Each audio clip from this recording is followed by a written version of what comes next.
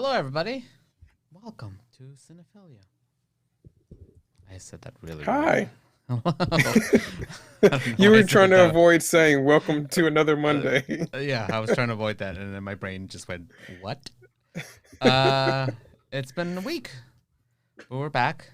It feels like it's been like 3 weeks since we did this, but it's not. Yeah. It's only been a week. It's been a long week, a lot going on. Mm-hmm. But I had fun this week. I returned to a theater. Oh, It nice. was How was Dave's that? birthday.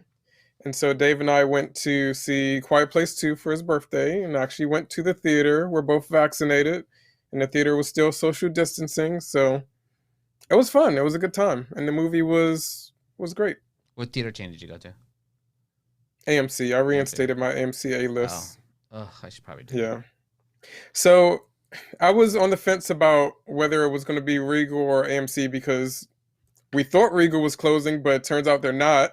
And Oh. the theater that's closest to me is Regal, Mm. literally walking distance. Um, so I was on the fence, but Dave doesn't go to the movies as often as I do. Mm-hmm. And the plus with going to AMC is that we could do Tuesdays, which is the discount day, Mm-hmm. and then Dave's ticket is half price because he doesn't have the A Oh, list okay. like I do. Mm-hmm. And Regal doesn't seem to have anything like that. So it was, you know, AMC. Mm. AMC Uh, works. So oh yeah, and Rita's group says no volume. Yeah, no volume today. Ask Danny Montooth why. He'll tell you oh, why. He'll tell you why. I wanted to. He was busy. why should I be drinking some water? I mean, Yeah, I I don't know have what some that one here, was. but I had a week. We finished our dragon. It is done. It is complete. woo, that looks awesome. They did full runs this Saturday. It seemed to go well, I guess. And then we get to watch the show on Thursday, so that'll be fun.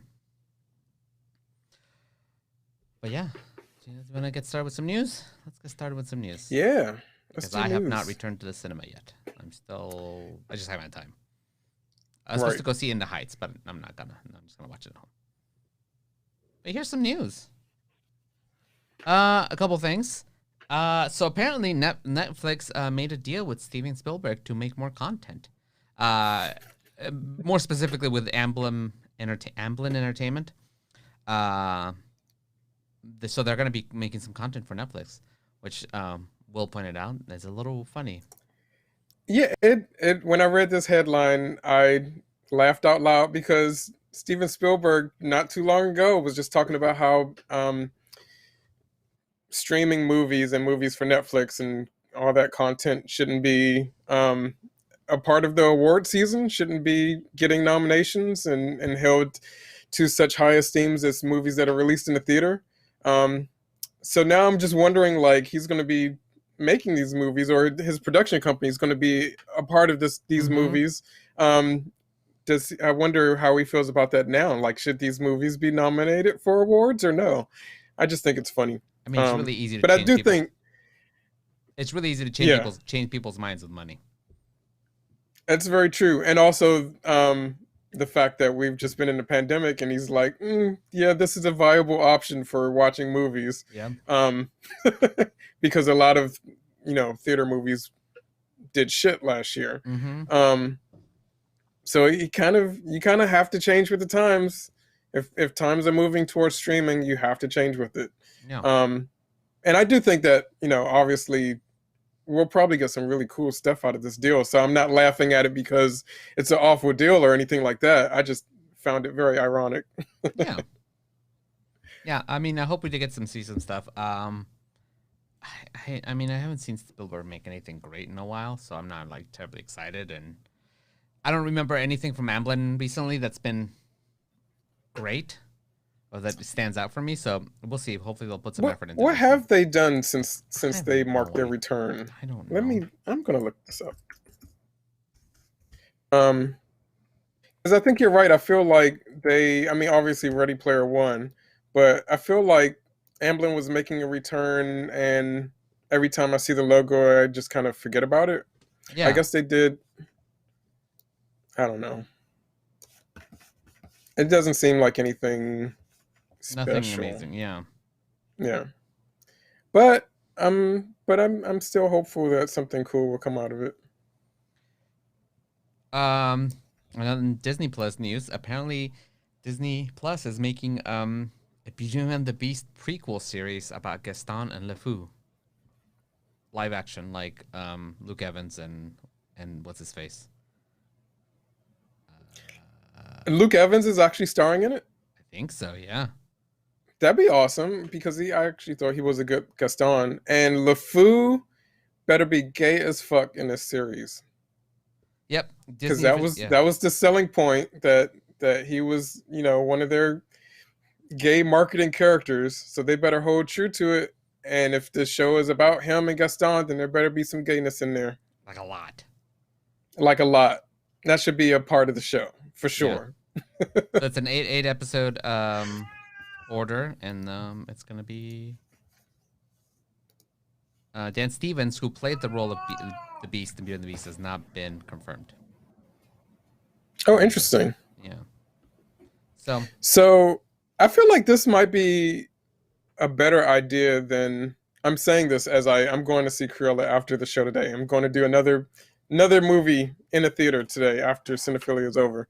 That being said, I feel like this might be a smarter move than releasing these villainous movies to theater. To just give us a little Disney Plus series might be better.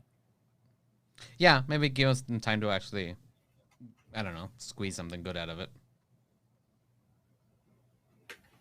Yeah.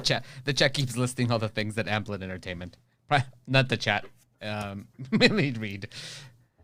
Oh, well, I had pulled up the list. So they did Cats, which is Cats is Cats. I see Reed H. Cooper is saying they did Trial of the Chicago 7, which got nominated for a lot of stuff and was held in critical esteem by a lot of people that weren't me. So there's that. I never saw Jurassic World. I haven't seen the last Jurassic Park movie, so I can't comment on that. But again, like, Men in Black International, not a lot to get excited about. Next in the news, so apparently MGM is developing a Blackula reboot. Yes. And it says the new version will be primarily set in a metropolitan city post-coronavirus pandemic. The story follows an ancient African prince who is cursed by Dracula after he fails to agree to end the slave trade. Yes. So, okay, I'm here for it. Dion Taylor will direct. Do you know who Dion Taylor is? I don't, but I'm about to look it up. Do look it up. Oh, he directed The Intruder and Black and Blue, which came out not too long ago.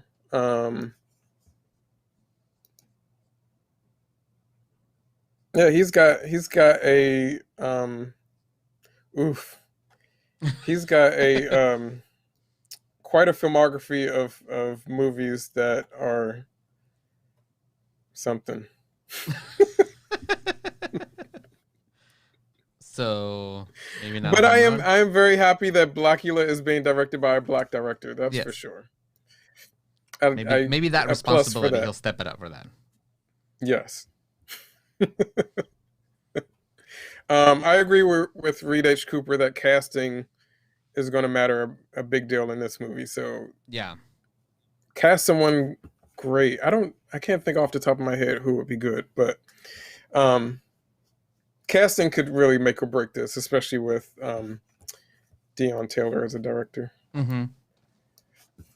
So I love Blackula, so that's exciting for me.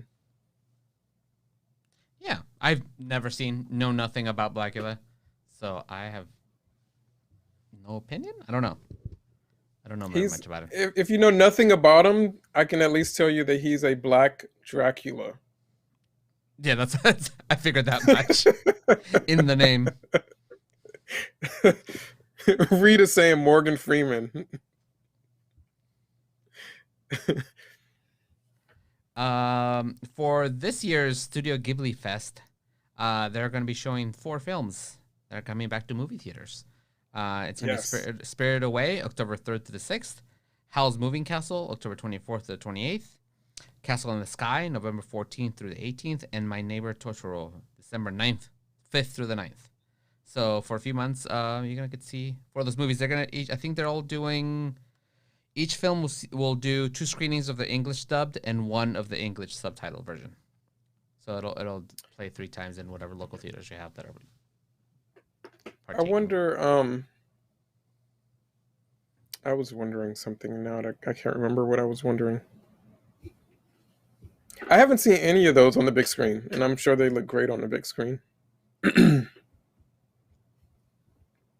Yeah, I don't think I've ever seen any Ghibli movies on the big screen. And I've been meaning to start catching up on HBO Max that they've been there. I was super excited when they were going to be there, and then I literally have not watched any of them. So Yeah, I should watch it, catch up on that. But that's they're it all for the good news. movies. If you've never seen them, then definitely worth Yeah, I haven't seen a seeing. lot of them, or I saw Yeah, them a long time ago, or I saw them in the green room. I've never actually sat and watched many of them. yeah, yeah. So that'll be fun to watch. I might make time to go. And if I renew my AMC uh, Plus thing, get to,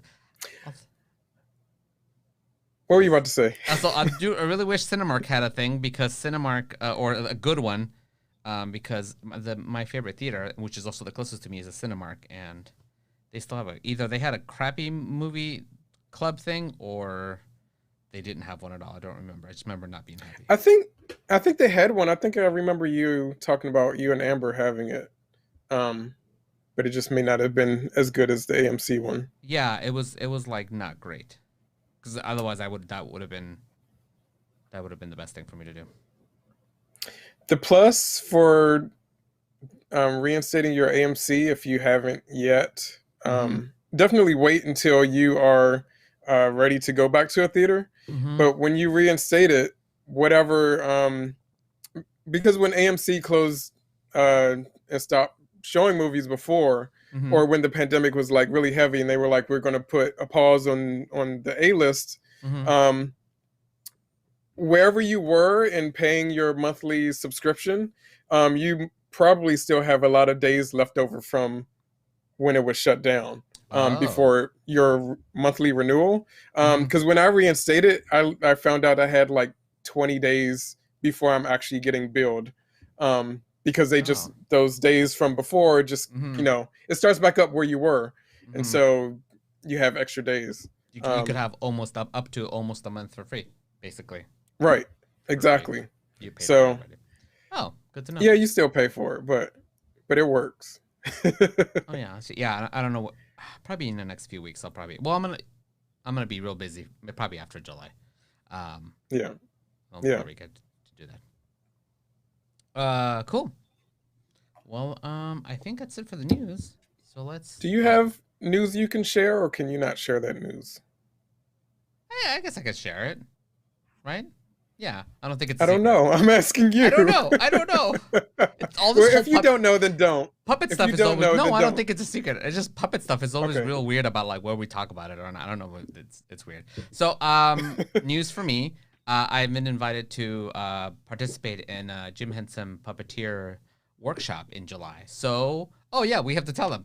So there won't be a Cinephilia for a month. We're gonna take a break. Right. While I go do this. It's literally like Monday through Friday, like 9 to 5 or like 10 to 5 or something like that. It's every week for 3 weeks, and then I'm going to Hawaii for a week for a wedding. But so I'll be gone for a whole month. But it'll be 3 and 10. That's the longest workshop I've ever done. I've done a Sesame Street workshop twice, and that was only a week each. Very expensive week because I had to fly to New York and house myself in New York. But this one, thankfully, is here in Yeah, LA. this is less expensive. Way less expensive. Well, I'm gonna spend a crap ton of money on gas, which is gonna suck because currently I only put gas in my car like once a month because the drive to the studio is very short. But I'm be driving to LA 5 times a week. And Rich Cooper says teaching and learning. I will be learning stuff with them. I think a lot of improv stuff and some puppetry stuff. So I don't know exactly what's gonna happen in this workshop, but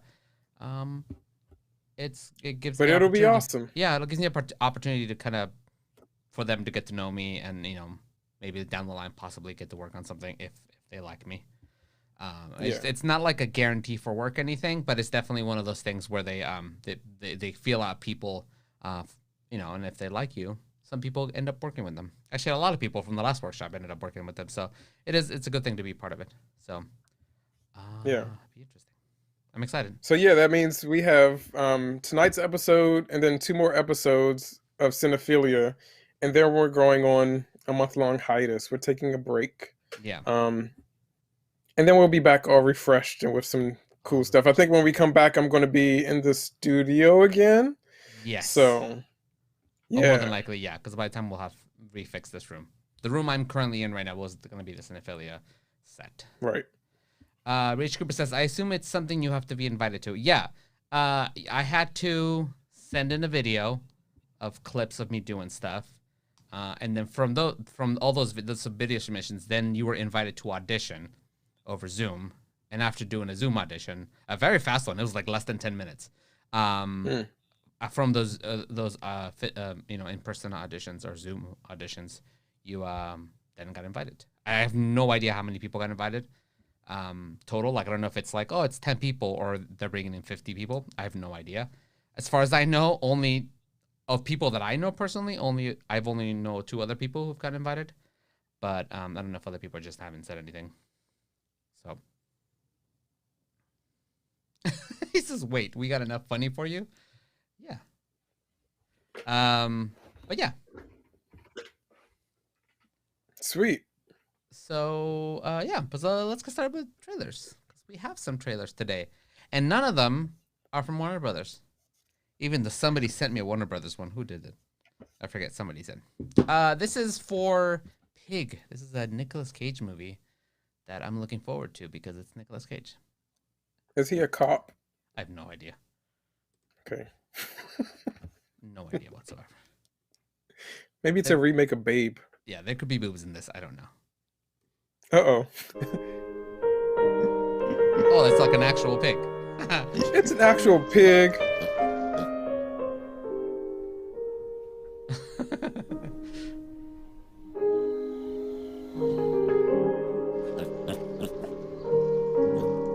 He's cute. Oh, no, he's not cute again.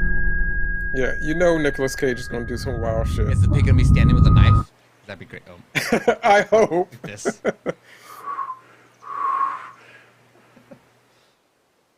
This pig is going to be the new Black Phillip.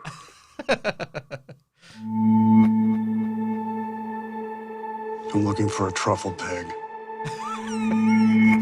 Someone stole it. I I don't want that on understand. a shirt.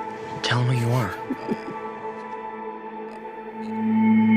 You made the right choice, being out there in the woods. So is this like taken? There's nothing here for you anymore. Before a pig. There's really Starring nothing here Nicolas for Cage. most of us. Buy yourself a new pig. Ooh. Or is it like do you John think? Wick, but with a pig? I remember every meal I ever cooked. I remember every person I ever served. Yeah, truffle pig is worth a lot. It says You here. live your life for them, Truffles. and they don't even see you. You don't even see yourself.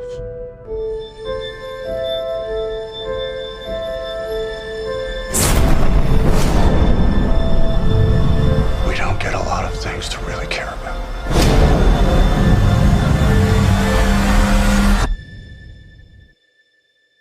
Who has my pig?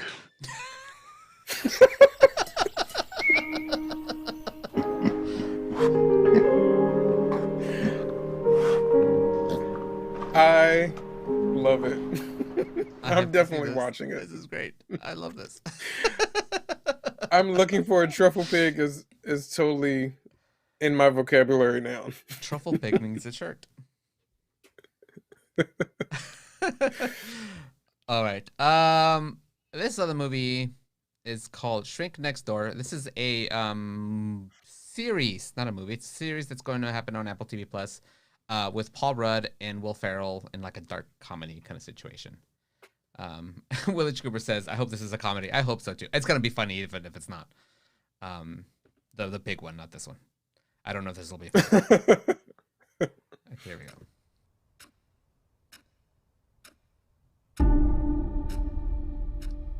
Tell me about yourself. Everything is fine.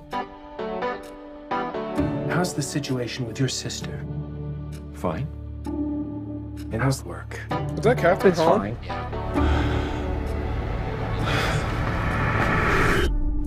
You know what word I'm getting a little tired of hearing from you, Marty? The F word. This is based on a podcast. Everything is not fine. You're a nice guy. I'm not gonna let anyone use you. Therapy works. It's empowering. It's liberating. I feel like I'm on drugs. I mean, I've never taken them before, but I mean, I assume this is what drugs feel like. Doctor's a little unconventional. I don't trust him.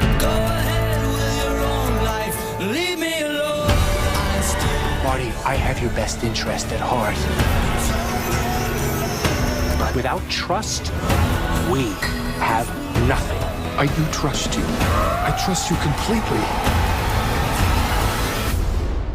I do believe you have just had what we head shrinkers call a breakthrough. Oh, Jesus. And we're out of time. Oh.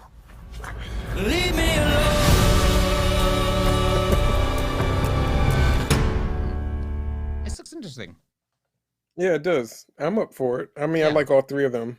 Yeah. I was like just it. saying I haven't seen Will Ferrell in something in a long time, so Yeah, he hasn't done anything. nice to see him do something else. It'll be fun seeing them be in like not a super wacky situation.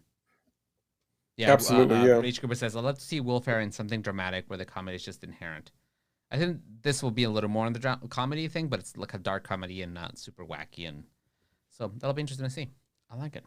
What's the podcast that it's based on? Do you know? No, I don't. Off the top of my head, I don't. I can look for it in a minute.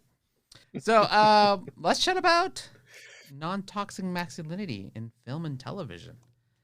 Yeah, this So- is an interesting topic because I feel like we're progressing and we're getting more and more of it, more and more good examples of it. So we should chat what about it. brought this topic on? Like, what generated this? Is there anything in particular that generated this for you, or you were just thinking about it?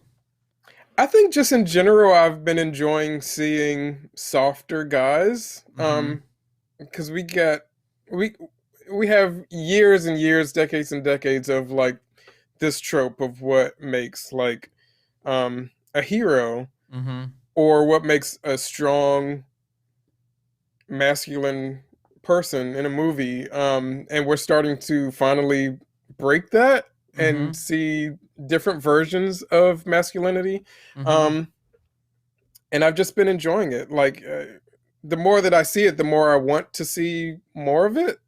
And so I just thought it'd be cool to bring it up on a show and talk about how awesome it is that we're getting this now.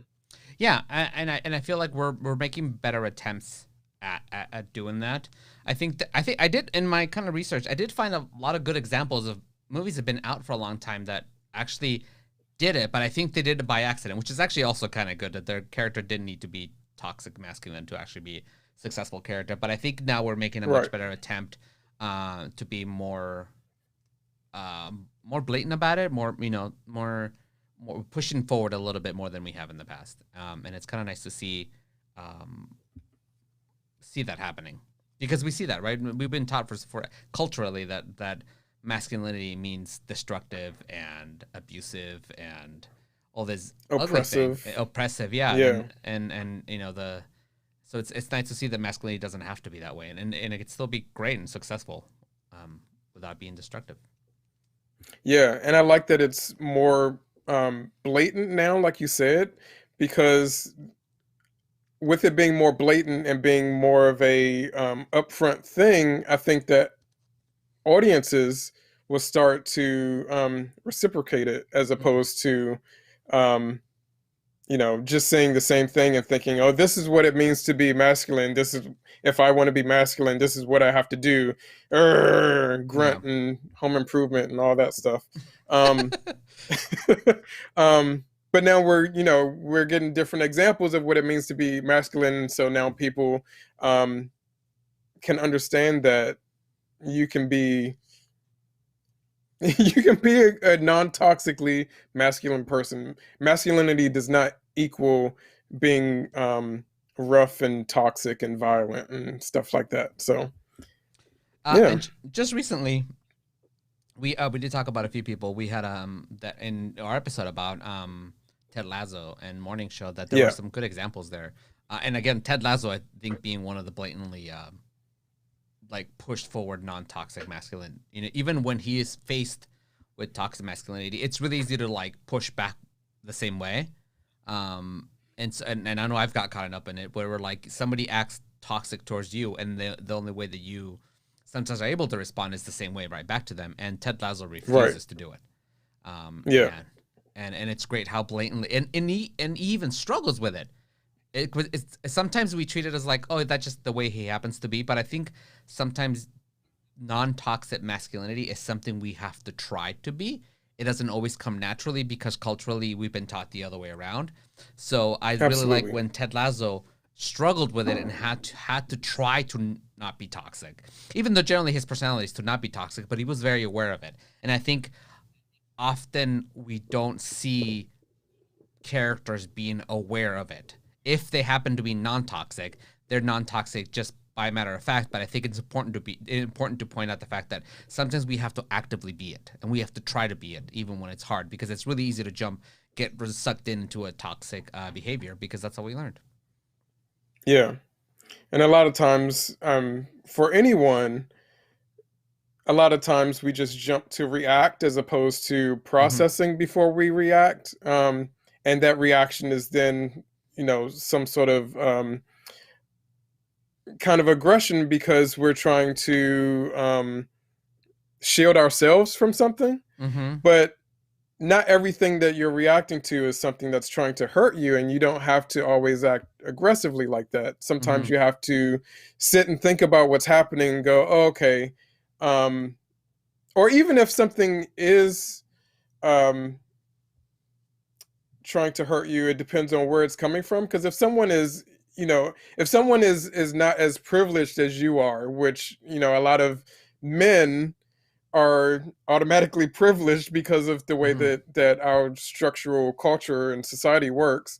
If someone who's not as privileged as you is lashing out, then you kind of have to take a step back and go, okay, there's some systemic things at work here, and I need to just take a L sometimes, take a loss, and let someone else, rise up a little bit. But then, if that's not the case, if it's something that's not hurting you, then you can also be someone that, instead of lashing out because you want the focus to be on you, you can try to support someone else and let them lead the way or something. I feel like that's why I did Christoph as the popcorn bucket this week, because he's a good example of someone who, like, no one was lashing out at him directly, but he understood that his position in the situations of both movies were positions where Anna had the key to figure out what was happening and how to fix it.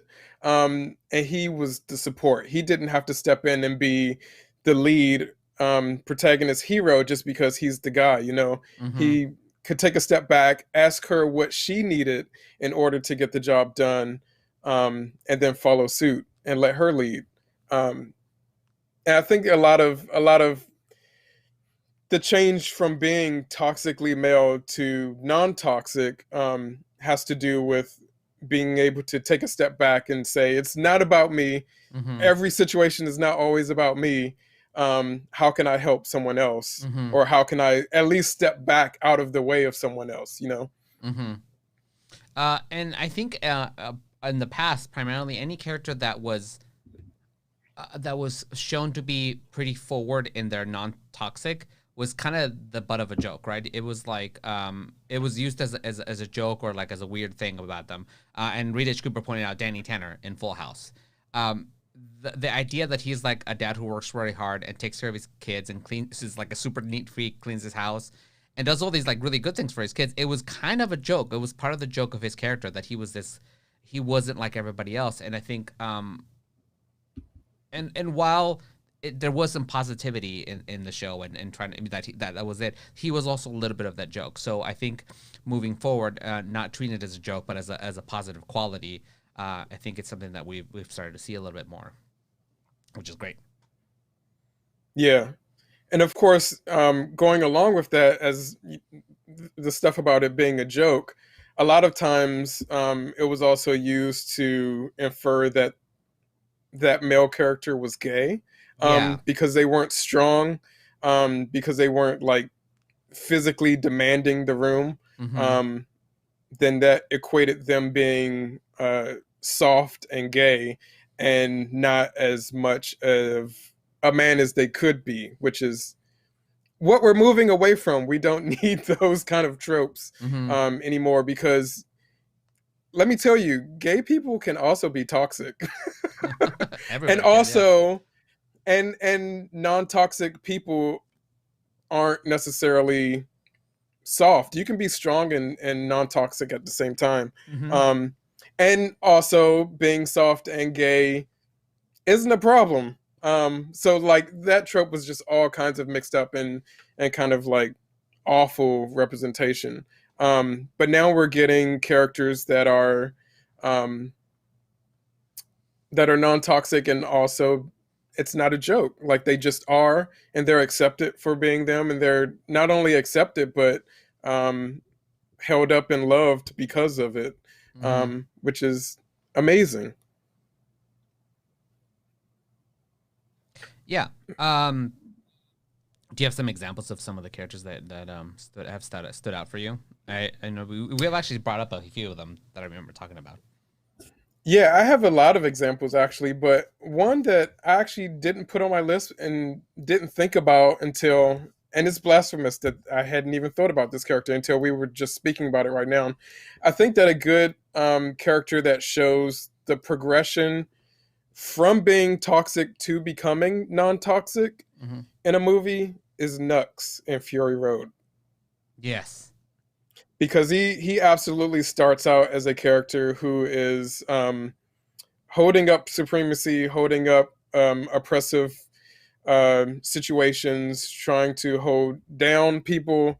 And he has such a huge character arc that by the end of it, he completely changes sides. He's then standing with the marginalized people in that movie, supporting them. And actually, spoiler, if you haven't seen Fury Road by now, that's your fault.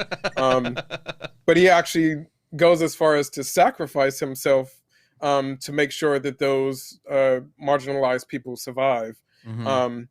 So it's really, I mean, the fact that he's like, he starts out the movie being painted all white as a war boy, and then we see that paint literally drop off throughout the movie, and he becomes a more natural, still very pale, but more natural skin color. It's kind of like him dropping white supremacy, you know? And he stands up for people who need the help in order to survive. Yeah. And I think in that same movie too, Mad Max is shown as a very, even though he's still the guy who's shooting people, he's still beating up people, he is very much a non-toxic. That's one of those good examples of that. If you think non-toxic, it has to be soft, it has to be somebody weak or anything. No, he's somebody who's super strong, stereotypically very masculine, but still manages to not be toxic and be good at it. And actually is one of the reasons why Nox is able. Ends up being kind of an example for Nox to follow, because he obviously didn't have anybody that was like that and was able to follow, and thankfully he realized it. Yeah, and I think it's a good thing to point out that everything that Max does is in defense, and that's why it doesn't come off as being oppressive. You know, you don't go out and instigate shit, But if someone brings shit to your doorstep, then yeah, you can defend yourself. Yeah. Absolutely. So yeah, but at the same time, his whole purpose is to. Max really wants to just like stay out of it, to be honest. He's like prime introvert. He just wants to be left alone. Right. He don't want to talk But to once nobody. he meets these characters and understands their situation, he's like, "Oh, that's what's happening. I can't just let them, go through this on their own when I can help." And so he does help them. Slight sidetrack. Mad Max. Did Gyro Captain die in any of the movies, or did he just kind of go away? I think he just went away. I really wanted him in Fury Road to show up. This is my favorite thing. I don't know why I love Gyro Captain. Maybe he'll come back for the prequel. Maybe. I don't know. Cool. Anyways, it's a weird thing that there's all this world building, but none of the characters except for Max really come over to the next movie, which is unfortunate. So what kind of example do you have? Who's someone?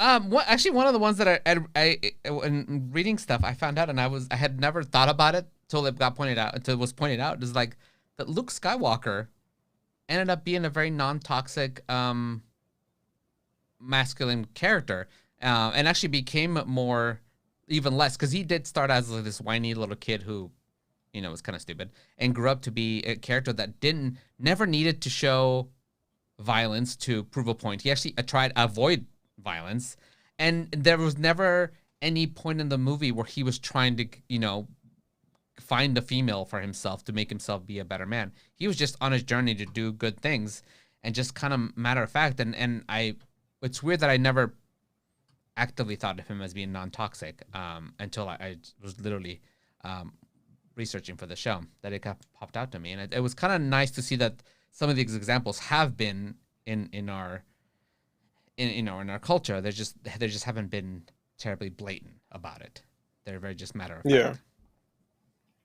I think that the whole Jedi Order, like the whole idea of what it is to be a Jedi, kind of goes along with that, because you're kind of peace seeking and tolerant, as opposed to the dark side. So yeah, absolutely. Yeah, which slight sidetrack, which we see in the prequels, that the Jedi end up kind of failing at that and not being non-toxic. They actually end up being a bit toxic, and that's why they followed Jedi. Yeah. Which is a good example. Now that realizing back, going like, oh my god, yeah, they started becoming toxic, and that's how like they fell apart and they all died. Yeah. And another example in Star Wars that actually came up in conversation, because Dave and I, talk about. It was so funny when we were doing the Fantastic Four Dreamcasting, because Dave and I talk about all of these topics before the show, kind of like so I can get some ideas from him, and so that I have a little bit of brainstorming. But I would not talk to him about Fantastic Four, because I was like, we got to save it for the show. I don't want to like talk out of everything before the show. But Dave and I were talking about it, and one of the characters that came up for Star Wars specifically, someone who was very non-toxic in his first appearance, but then they completely changed him for his second appearance and made him kind of toxic. Poe Dameron. That the second movie where he's just like butting heads with the Laura Dern character, I forget her name. It's not important. I love Laura Dern, but it's not important. But just like the change, that there was a very drastic character change with Poe Dameron, that he was a very beloved character in the first movie, and then that second one came and he kind of came off as a prick. And you understood where he was coming from, but at the same time, there were a lot of the way he was written was kind of like, oh, this is like, find a happy medium with her. Don't just fight. And it was very much that like, my way. I'm the one who's correct. I know how to do this. Like, how dare you tell me not to do? And he's the one going off and doing things without anybody's permission or wanting help. He just wants to, like you said, make it about himself, because he knows better apparently. Admiral Holdo. Thank you, Dan. That's right. Yeah, and I was just thinking of like how easy it is for people to fall into um, being toxic without even realizing it. Um, and some characters who seem soft on one hand um, end up having to develop a sort of toxicity in order to survive, because that's kind of the culture that we've developed into. Mm-hmm. So like when I think of soft male characters in movies, obviously my head automatically goes to Moonlight. Um, Mm-hmm. but then you think about the complexities of those characters. Every single one of the characters, male characters in Moonlight, has an element of being toxic to them because it's part of how they survive in a world. So even though um, Sharon is Sharon has gone through a lot. He's Mm-hmm. ended up becoming like a drug dealer as an adult. He's got this very aggressive persona that we don't see fall away until he comes back in contact with Kevin again. And that aggressive persona is him putting up a toxic shield so that he can survive. And it's kind of fucked up that some people have to do that. But even Juan, who was, the guy he looked up to, Mahershala Ali's character, also a drug dealer and not really helping to uplift the community. Like he's literally selling drugs to Sharon's mom, Mm-hmm. and so there's like I love that there are movies that we have that kind of complexity with.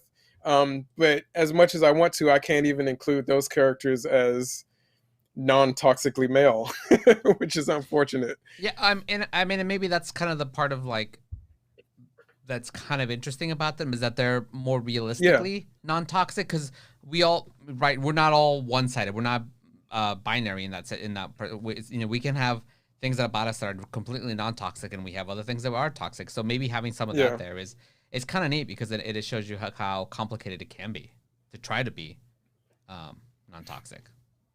yeah. I I I feel like because that happens more so often in film, where we Mm-hmm. get characters that may be a little um, on the fence about their toxicity. Mm-hmm. That when we get a character like Ted Lasso, that is just like fully, absolutely actively trying not to be toxic, Mm-hmm. that it makes that kind of character stand out even more. We get them fewer. I think we're getting them more and more, which I love. Mm-hmm. But we do get them fewer than other characters.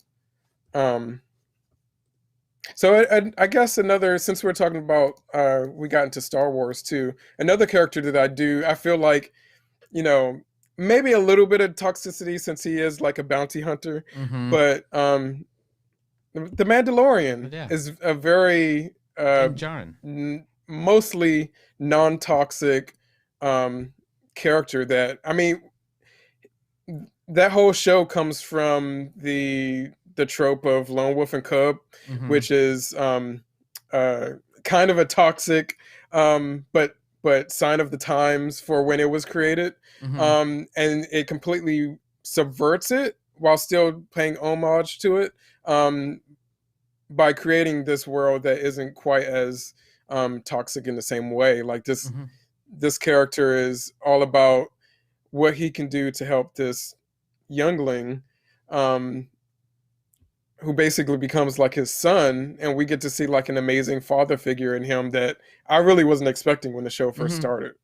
Well, what's kind of neat about him is that I think his experience with Grogu was the one that actually maybe showed him how to not be toxic. Because before that, yeah, he was a Yes. bounty hunter.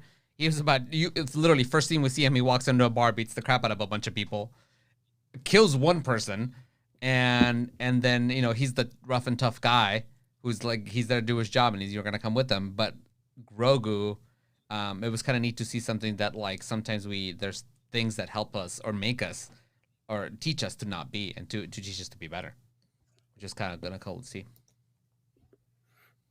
Yeah, it's cool that there can be something that opens your eyes to that. Like, Mhm. because a lot of times you don't realize that you're being toxic. Or if you do realize it, then you're just absolutely being an ass and doing it on purpose. But a lot of times you don't realize it until someone or something opens your eyes to it, and then you look back and you go, "Oh, that was fucked up," and then you got to Yeah. own up to it. So it's more like a question. I'll get your opinion of it. So has it felt to you that the non-toxic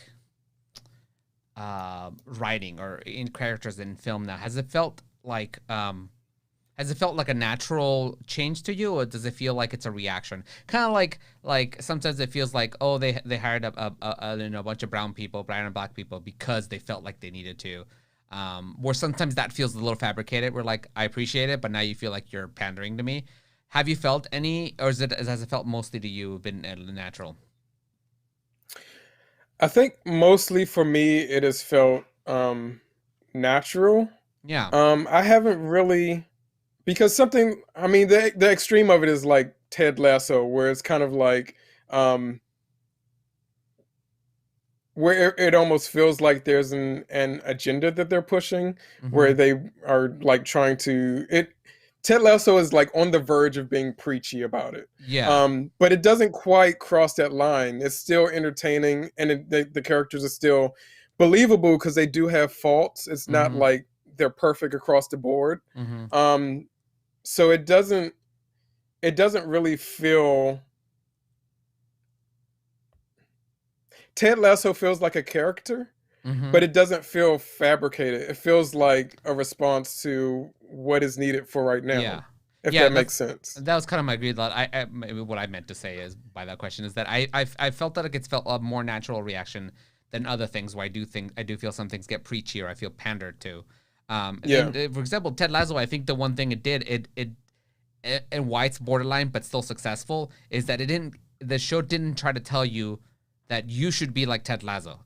Because that would have been like where it would have gotten too far. Where like, look at him, you have to be like him. He's the good guy. That's who you should be like. They Right. just sort of let it play out. Let it play out, and get you, and they get you to learn about the character without you feeling like they're preaching to you.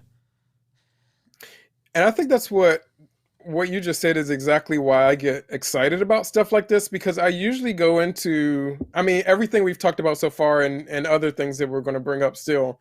I go into just thinking it's going to be like the ordinary characters that we usually Mm-hmm. get. And then when I see that we actually have a character like this, I'm like, oh, well, that's um, not what I was expecting, and I love it. And so once I see the character, and I'm like, yeah, that's a cool character, and then they develop that character more and more to show examples of like how you can be this cool, how you can not be toxic. I'm like, every time he says these characters say something or do something that's non-toxic, I love them more and more. Mm-hmm. And it just gets me so excited for seeing this kind of representation. Um, go ahead. I was gonna say It was funny that you mentioned I just forgot his name from Moonlight. Um, Sharon. no, the Mahershala Oh, Ali. Juan Um, Mahershala. yeah, where when this topic came up, and I was like, obviously, like literally was like number one on the list. Like obviously, this is the movie we talk about, and then you pointed out that he's actually, even though he's very non-toxic to him, he is entirely toxic the other way around, and it didn't even click my mind. And it was interesting to see that like some of that toxicity can undo. Your non-toxic can be undone by a bunch of your toxic and make you not a good character. Yeah, yeah, um, yeah. That was exactly where my head went to begin with too. I was like, okay, Moonlight's number one on this list, and I was like, mm, nope. And I think that's an important thing to do also, is that you can't just like say someone who's soft or someone that a character that you love or a character that you see doing good things in one aspect is absolutely non-toxic just because of that one aspect. Mm-hmm. It's good to be able to excuse me, it's good to be able to look at a character and actually evaluate what they're doing, and maybe they, like you said, have some toxic things in one area and they're non-toxic in another area. Maybe that experience of or that background of being toxic actually informs why they are becoming non-toxic, like with Mandalorian or with Nux. It's all, people are complex, and it's going to be a roller coaster. Nobody's perfect. No one's going to be able to do everything absolutely right. But it is important to do the best you can and to not take advantage of other people as best you can. Yeah. Like moving forward, are there any like franchises or anything that you see that you kind of hope they adopt some of this, or do you think it's due for a change? A franchise. It's also difficult because a lot of toxic stuff is entertaining. so like Yes. so like I'm not going to find like a non-toxic character in a slasher franchise or anything like that, but I do think something like okay, Star Trek kind of lost its way for a bit with me, where it just kind of felt like, especially with that first season of Picard. So funny that I'm now excited to see season 2 of Picard just because of that trailer. But that first season of Picard was kind of shitty. Yeah. And they did a lot of things that did not feel like this was the utopian future that Star Trek had been known for. But with the last season of Star Trek Discovery, they introduced Booker. And a lot of other characters and a lot of other things and a lot of other themes in that season. That Star Trek Discovery season 3 or season 4? How many seasons has it been? Season 3. Star Trek Discovery season 3 was, I think, Star Trek's return to what Star Trek is. It actually felt like, even if everything wasn't perfect as far as it being a utopian future, they were pushing towards being better. And Booker as a character on that show is definitely someone that I see as being actively trying to be non-toxic. He's a strong character. He can hold his own. He can do what he needs to do to get things done, but he does it without trying to step on everyone else's toes and rule everything. I think it's also interesting that he is not yet, as we know of Starfleet. At the end of the season, it seems like he might start to go towards being Starfleet, but he's more of a rogue character. And usually with rogue characters, we get characters who are looking out for themselves and don't really give a shit if they one up someone else. But this is a character who, even as a rogue, he sees a responsibility of being a good person and upholding good things and being supportive of other people that he see trying to do good things. So I do think that like franchises who have a problem with this kind of thing absolutely could introduce a character that upholds these qualities.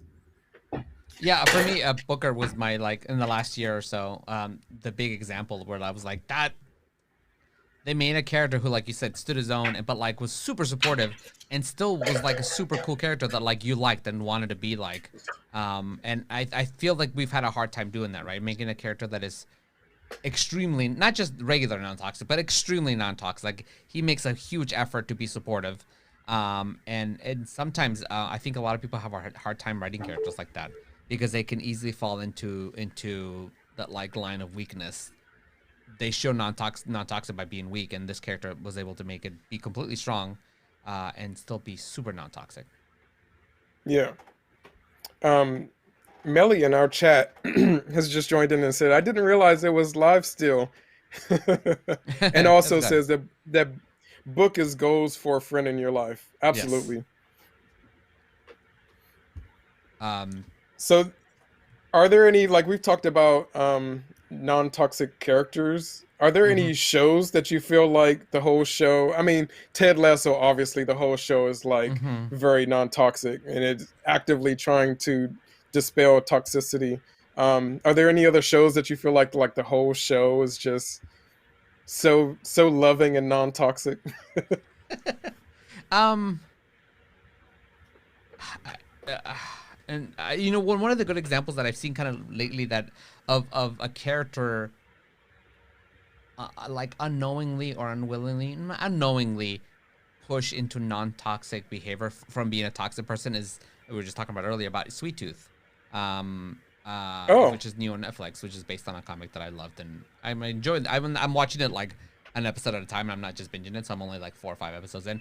But so there's Sweet Tooth, the little boy with the horns, and then there's Big Man, Jeopard, who he meets and gets helped along by him. He is very much a character who was non-toxic, and this whole basically show is about watching this man. It's very much like Mandalorian, where like he meets someone, he gives him a reason to not be toxic. He was already on a path to trying not to be toxic because he was kind of a bad guy, and he is on his path to try to be toxic. So it was the show is so much about that, about this man who is given a responsibility and then learns to be or allows the inherent not. It feels more like that, like he allows the inherent non-toxic part of him to come through because he's had to be toxic. And then we talked about this. He's had to be toxic to survive in this new world that's happening in the show, and him now fighting against it. It's really cool to see. And if you I haven't watched read the Sweet Tooth, comic watch or it. watched the show. Oh, the yeah, comic. I need to. It's on my list. I need to watch it for sure. The comic is way more dark, obviously, and like if you read the comic, you're like, they definitely wouldn't do this on TV. It gets real bloody and like real graphic. But I'm enjoying the show. I think another show that pops into my head is I guess this is a good way to show like how something can maybe even seem toxic on the surface, but then underneath it, you learn that everything is done with love, because there's the way we have relationships, like everyone's relationship is different, and what your relationship is with someone may be different. Like I know Art, you and Danny like always tease each other and fight all the time, but it's all done with love, that kind of thing. So I feel like a show like Schitt's Creek, where the family is just like always making fun of each other or on top of each other, or throwing jokes and shade and stuff, but it's absolutely done with love. And even with all of that, that show feels absolutely non-toxic to me. Everything about those characters is about supporting each other no matter who they are. The fact that we have a character like David on that show, and there was never like any eye blinks about his sexuality or anything like that. It just like it was, and it is, and it's and we're not only going to say that this character exists, but we're going to allow this character to have like a beautiful romance, and we're going to have story arcs revolved around this couple getting married and their love for each other, and everything about that show is just so beautiful to me. Despite the fact that there's so much shade being thrown, because it's fun and it's a comedy, it's all done with love and positivity still. And I think for me the character that stood out in the most non-toxic way was Patrick, who is David's boyfriend and then husband. Because he was a man who was in the middle of learning that he was gay. He had a fiance, a woman, and he was in that period of his life where he was realizing what he was, and but still managed to be this completely wonderful human being. And their relationship too was like, it was almost weird to see them fight about some things, but it never get into a toxic. There's some points where there's a little bit of jealousy or moments where like so many other characters would have reacted angrily with a lot of jealousy. Patrick always reacted with a little bit that we're like, hey, with not understanding, but never in an angry way, never in an aggressive way. There's one particular episode where David, they accidentally run into this guy that David used to date. And also his other friend, all three of them are dating. It was weird if you haven't seen it. And so he meets them and he points out that like, yeah, we were when they were together, and Patrick was just like what's going, like he's just confused by it. But in real life and also in other media, this would have turned into an aggressive situation where like, what do you mean you were doing this guy? What were you doing with this person? And it became, no, he just wanted to know information, and the conversation went on as normal. We're like, this is weird. I feel weird about this, but tell me, give me information. And he never reacted in a negative way. He just reacted in a way that was so respectful, and loving. They never allowed this weird jealousy to kind of take over their relationship. Yeah, which we never see. And obviously it doesn't negate that he has feelings and he's feeling something, and they show that as well. But you can feel something and still not immediately take it to a place where you're taking advantage of someone else, where you're putting down someone else for something they've done. Obviously you talk it out and see what's what and how it's going to play out. And just I think a lot of what makes people become toxic is the lack of communication, because they just jump straight to a reaction as opposed to talking and understanding what the full situation is from someone else's perspective. And that goes on both sides of a relationship, right? Like both people need to be able to hear the other person and then make your decisions based on what's happening. But it doesn't have to be something like we're immediately breaking up or like slut shaming or anything like that. Communicate. Just communicate. Yeah. Because it's really easy to like, I don't know if this ever happened to you where you've gotten really upset about something and like a day later goes by and you're like, oh yeah, I really didn't have to feel that way. That was too much. But if you just got to... That happens a lot, actually. Instead of skipping to the being upset, if you just take some time to understand, then you can just jump over the head and get to the part where you understand. You're like, okay, that bothers me, but I didn't need to be a giant dickhole about it. So... And it doesn't mean that you just take anything lying down. If something bothers you, then you can speak up and say, this bothers me, let's talk about it. As opposed to, this bothers me, fuck you. That's the difference. Are there any blatant examples of actual toxic masculinity in something that a lot of people love, like TV show or movie, that you find a lot of people like in large numbers? Because there's one big example for me. I mean, I feel like most of media is that. Yeah. Absolutely. But what's your example? What stands out to you? Friends.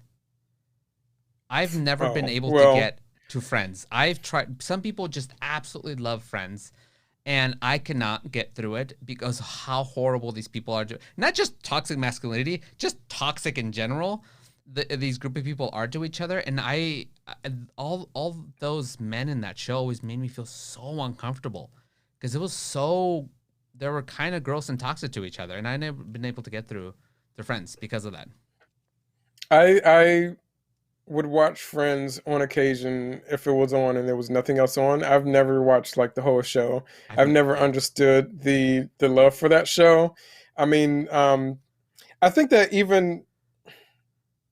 that show is toxic on a number of levels, and not just with the main characters either. Yeah. Like the way that they tried to include trans characters on the show was awful. Yeah. The way that they did not include people of color on the show at all was awful. It's that show never did it for me. I'm sorry. And it's still hugely popular, and there are people who absolutely love the show, and I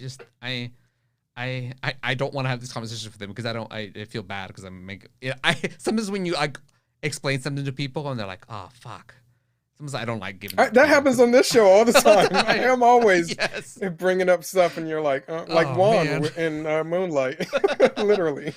Melly says, "Thank you, Art. I feel less alone." Yeah, no, it's an issue. I always felt like that. Yes, Melly says Living Single was a better show, and it absolutely was. Yes. Although I feel like I haven't watched Living Single in a long time, I feel like there might be some. Definitely a I don't know. sign of the times. Yeah, a sign of the Stuff like times. I mean, that's the whole point, is that we're progressing. But Living Single, I would take any day over Friends, for sure. Yes. But I love The Office, and some people absolutely hate it. So I'm sure I am aware of some of its problems, but they're definitely nowhere near as Friends problems. So there's also the thing where you show things that are problematic to try to then build something better from it. Yeah. I feel like some of that early stuff with The Office is a little bit of that, where they were, a lot of the characters in that have some very problematic views early on that end up changing over time. Yeah, I think they were fine tuning which is kind of I thought a great thing about the show is when they found something that was problematic, they tried to shift a little bit to try to make it, but because every now and then they would throw something at you that was problematic, but I think it was satirical, and it was definitely all the other characters pointed at it and said that's wrong. So you knew it wasn't wasn't being represented as something positive or funny. It was literally showing you that it was wrong. But one of the things was Andy, when they introduced Andy in the second season, he was a heavily toxic masculine character, and the whole thing that he has anger management and then comes back after coming in anger management and becomes it still ends up being a very toxic person, because he ends up treating his girlfriend awful, but like he does make a forward step on being less toxic about it. And the parts that were toxic about him as the show went on were pointed out as being toxic. And obviously you learn that because they don't end up together. Yeah, I think that's an important distinction to make, is that, if a show or a movie has some sort of toxicity to it, but there are other characters in the show pointing out the fact that it is toxic, then I feel like that's better than just having toxicity for no reason. For no reason.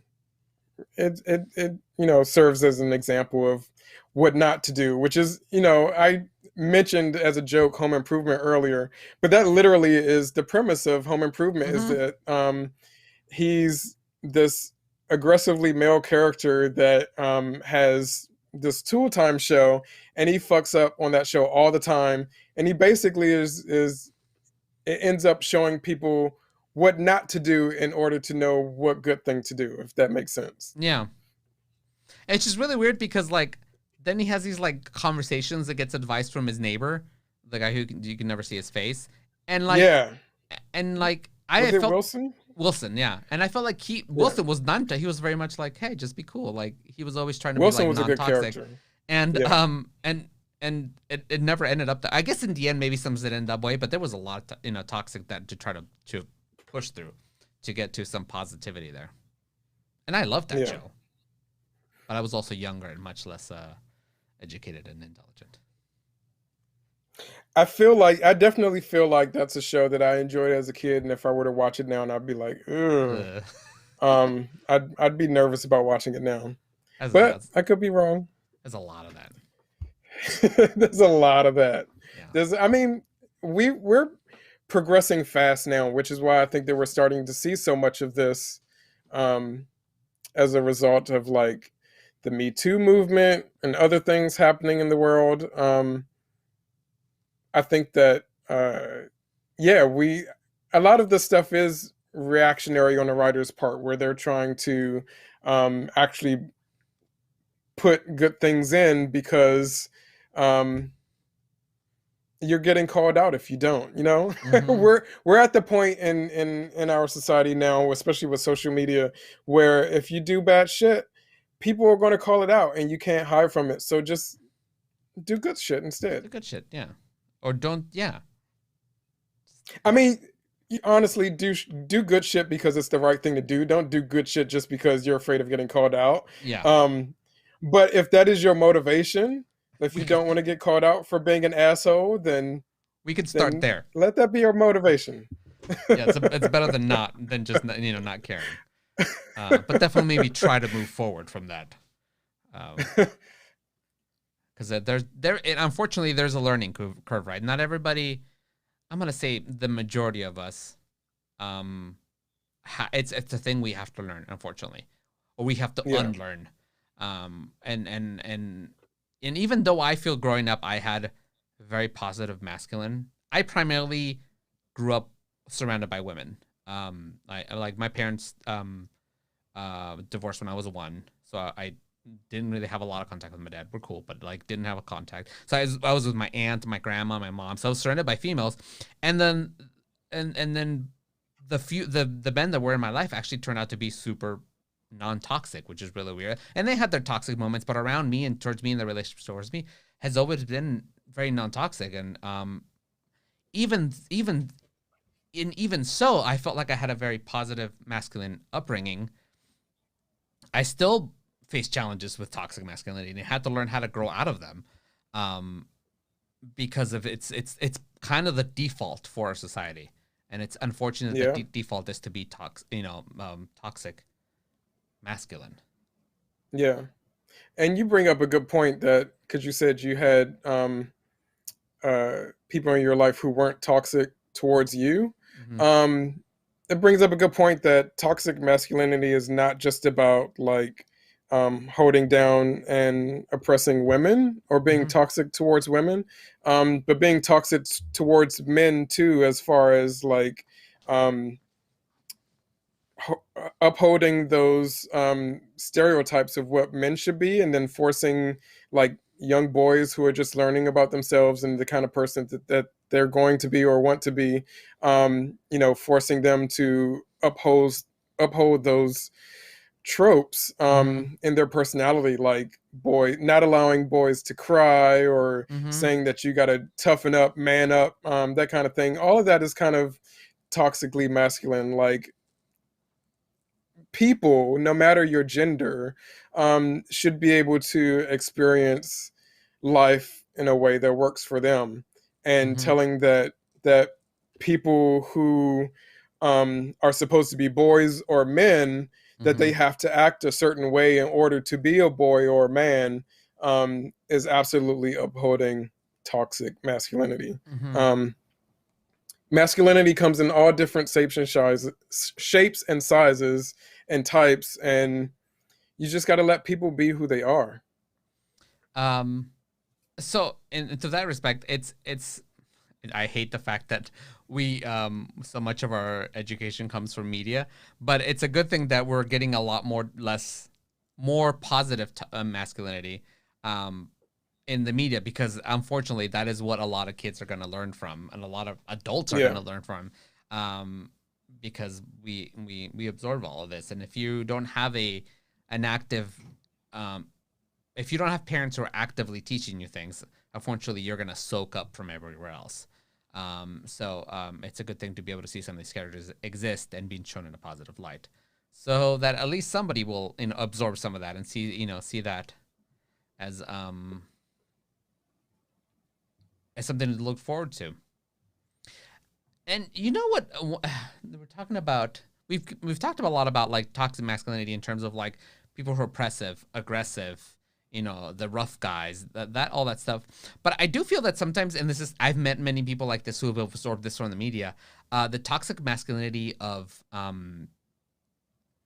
the good guy in films, the guy who's always trying to protect the woman, the guy who does romantic things that are toxic. And I feel like that doesn't get talked a lot about. But for me, that when I see people have absorbed bad habits from media, like Disney princes and like things like that, that doesn't get talked a lot about. Where it's on the surface, it's supposed to be non-toxic, but it ends up being very toxic, because you become somebody who is dependent on this on this protective nature, where like like this woman you're in love with does not need your protection. You can just have a relationship without feeling like you are her protector, her savior, you know. And and unfortunately that's a positive thing that is thrown at people, and some people grow up to be those kind of people who they think they're doing a lot of good, but actually they're doing a lot of bad for themselves, for other people. That podcast that I'm recording about the Neon Demon, which should be coming out soon, one of the other critics that I'm recording it with, Jordan, has spoken about how all of those movies from the 80s and early 90s, like Breakfast Club and Pretty in Pink, kind of started this movement that ended up here with the movie Promising Young Woman that we got recently, where we see these we have these women protagonists who have like a male best friend support character who that character ends up being like, you know how we get that trope of that character like having a crush on or falling in love with that girl, but she doesn't reciprocate because they're just friends. But then that character starts to be entitled, and he feels like, since I've been like the good guy who's been your best friend the whole time, you kind of owe me a kiss, or you owe me a relationship, or you owe me this kind of thing. And that's very much what has become, you know, the incel movement at this point. Where these guys who feel like they've been nice and deserve some sort of award from women because they've been nice, when in actuality, if you're only doing this because you want the reward, you're not being nice. You're being a whole nother type of toxically masculine character that we hadn't even talked about yet. This conversation could keep going. There's so many different versions. The lesson is watch better stuff. Be less toxic. It's and you know, and I know that it's something like, I think as hard as media has to try, it is something that is not just automatic. It's not, and it's like I said, not inherent in people. Something we have to learn. So you just have to be smarter. I don't know. I mean, if it's something that is confusing you, or if it's something that you don't quite have a grasp on, then do some research. Yeah. Read and talk to people, and not just, you know, like you were saying, all of our education should not come from movies. So that's a part of being a conscious escapist, is that you watch a movie and you enjoy it, but then you also have to learn about what that movie is talking about, and what's right and wrong. So, and if you absolutely, just always educate yourself. And if you do want to see some good examples in film, so that you could take what you learn and see how it's been applied, there's all kinds of. I literally looking at this on the internet, I was like, whoa, there's all kinds of lists of people who have like thought about this. Absolutely. And so there's like all kinds, and this is what opened up my eyes. So like, oh my god, there's actually a lot of examples where I didn't think about it, but in certain ways they are. There's a bunch of good examples. So do some research, find out. So all the people we talked about on this show, all those characters, but also like, we're not the first people to talk about this topic. Nope. Absolutely, just Google search and everything comes up. All right. Well, I think we're gonna wrap it up there. That was very good. I enjoyed this conversation. Yeah. I was a little worried at first. I was like, I don't know if I'm gonna have a lot to say. I had a lot to say. Melly says, I saw a whole video about Newt Scamander. Yeah, he was one of the examples that I found of being a very non-toxic person, which I do really like. I didn't really like the movies, but I do really like the character. I don't know who that is.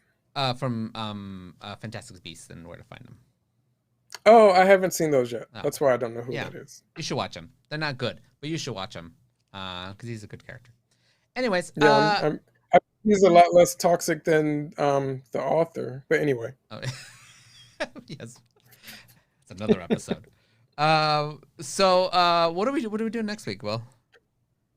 Next week we're doing double review of 2 new movies. We're talking about Luca and In the Heights. So you have homework. Watch Luca and In the Heights for next week because we're going to be talking about them. In the Heights is in theaters right now and also on HBO Max. And Luca is playing on Disney Plus and not Premiere Access. Not in Premiere Access, yeah. Just regular Disney Plus, which I think a lot of the animators of Pixar have been pretty upset about.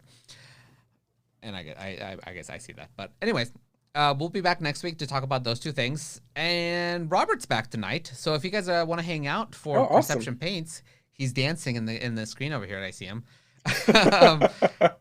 So hang out. We'll be back in like 5 minutes. So we can do some painting again with Robert now that he's back with us. So stay tuned for that. And if Will, you have anything else before we go? I don't think so. I'm going to go see Cruella. Oh, yeah. Well, thank you, everybody, watching, and we'll Cinephilia later.